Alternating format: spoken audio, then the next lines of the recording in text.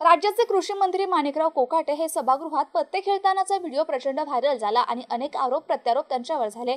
त्यानंतर या सर्व प्रकरणाची चौकशी झाली। माणिकराव कोकाटे सभागृहात चक्क अर्धा तास पत्ते खेळत असल्याचं विधान परिषदेचे विरोधी पक्षनेते अंबादास दानवे यांनी म्हटलंय। माणिकराव कोकाटेंना राजीनामा द्यावाच लागेल,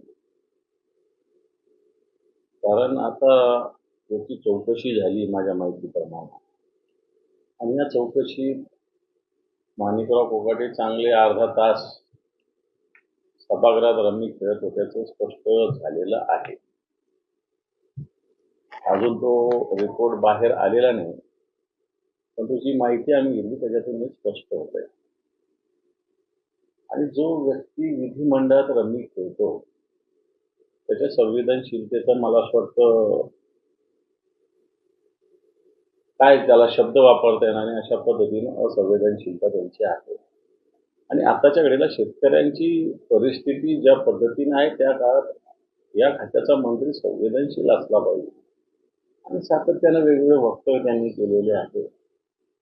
जर त्यांना माफ केलं तर मला असं वाटतं हे सरकार सुद्धा शेतकऱ्यांच्या विरोधात आहे, तसं तर आहेच।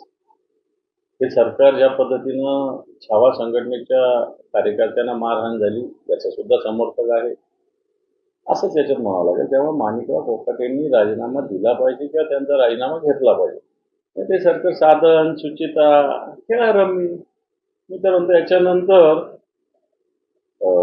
सभागृहात मस्तपैकी रमीचे कॅटच घेऊन गेलं पाहिजे ना। मग कशाला मोबाईलवर खेळायचं, पत्त्याचा डाव मानून खेळलं पाहिजे, याच्यासाठी ते सभागृह केलं की काय।